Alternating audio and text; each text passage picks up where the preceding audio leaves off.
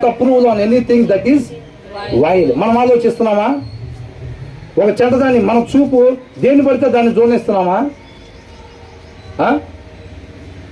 నీచమైన దానిని చూడటానికి నా కళ్ళకు నేను అనుమతిని ఇవ్వను అని అంటున్నాడు. ఆ జాగ్రత్త చూడండి అసలు. అందుకని అన్నాడు, నువ్వు ఎప్పుడు వస్తావు నా దగ్గరికి దేవా అనే ముందు నిందారహితముగా నా జీవితాన్ని నేను జీవించటానికి జాగ్రత్త కలిగి నేను ఉంటున్నానని అంటున్నాడు. అర్థమవుతుందా?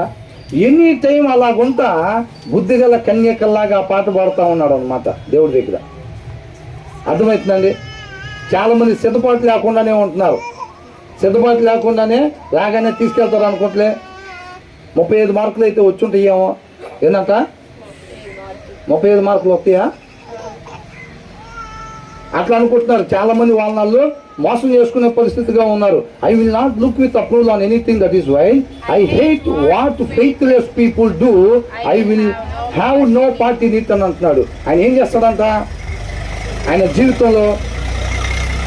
I hate what faithless people do అని అంటాడు. విశ్వాసం లేని జనం ఏ క్రియలు అయితే చేస్తారో ఆయన ద్వేషిస్తాను, తిరస్కరిస్తాను.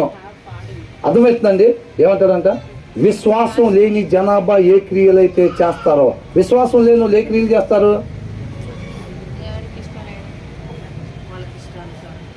వాళ్ళ ఇష్టానుసారంగా ఒక్క మాటలో చెప్పాలంటే లోక సంబంధమైన క్రియలు చేస్తారు. ఆ లోకాన్ని జయించాలంటే ఒకే ఒకటి ఏంటంట?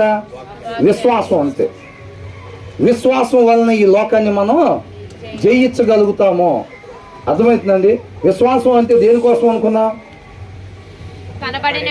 కనపడని వాటి కొరకు. ఏంటంట? కంటికి కనపడని దాని కొరకు ఏదైతే ఉందో దాని కొరకే విశ్వాసం కావాలన్నమాట. అంటే ఒక విశ్వాసి జీవితం ఎలాగ ఉండాలి? ఒక విశ్వాసి జీవితంలో విశ్వాసం లేకపోతే ఏమున్నట్టు? ఇంకా ఏమీ లేనట్టే. అంటే ఒక విశ్వాసి జీవితంలో ఎనీ టైం ఏమి ఉండాలంట? విశ్వాసం ఉండాలి. ఆ విశ్వాసం దేనికి అవసరం? కనపడని దాని కొరకు అని. అంటే ఈ లోకంలో కనపడకుండా ఏమన్నా ఉంటుందా? ఈ లోకంలో ఉండేది శరీరాశ, నేత్రాశ, జీవోపిడంబం అవన్నీ కూడా కంటికి కనిపించాయి. కాబట్టి వాటికి విశ్వాసం అవసరం లేదు.